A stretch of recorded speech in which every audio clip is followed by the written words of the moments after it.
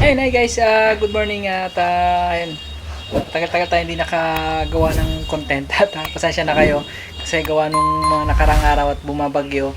And nga pala guys, for today's vlog natin at wala muna tayo sa tambayan sa ngayon kasi itong mga nakarang araw yun nga, medyo nag-uulan.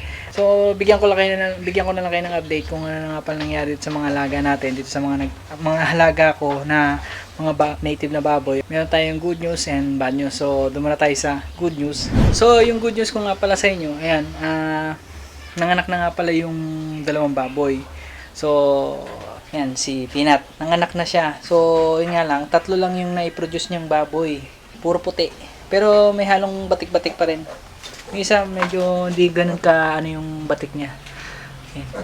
Yan sila, teka, tatakbuhan. Ayan. Doon kayo. Malanggam dyan. Doon. Ayan. Ayan na.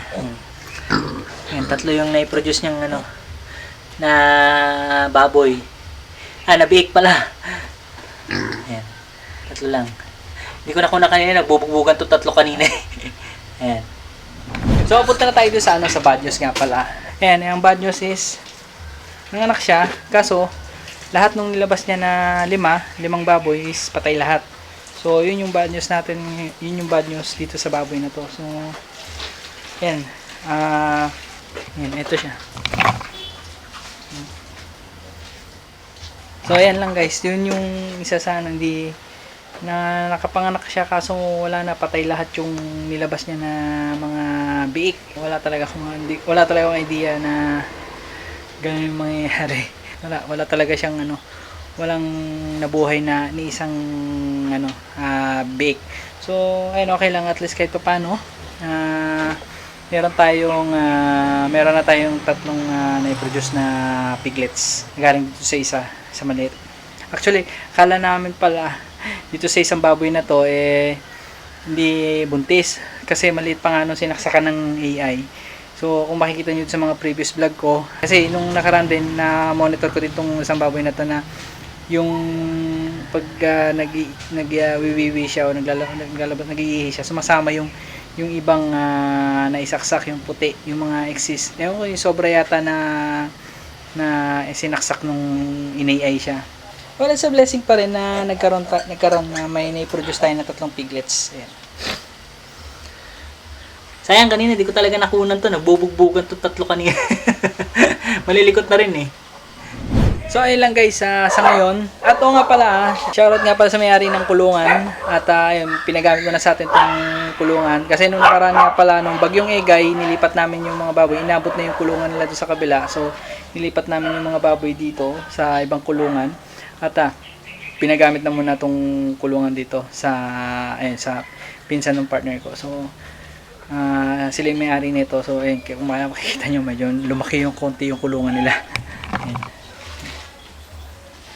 Malaki yung kulungan.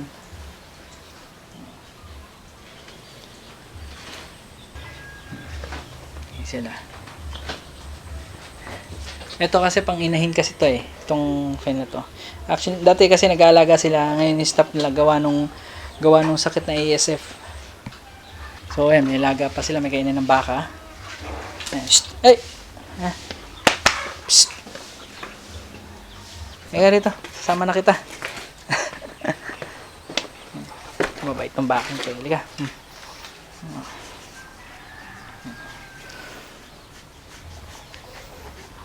Kumain ka na. Kain na.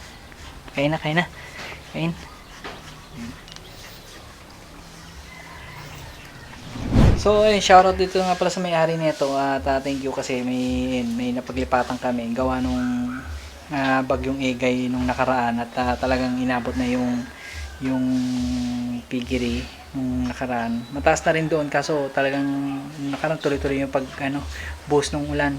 So, for the meantime, dito muna sila pero babalik din namin sila doon after na siguro yung mga season ng tagulan.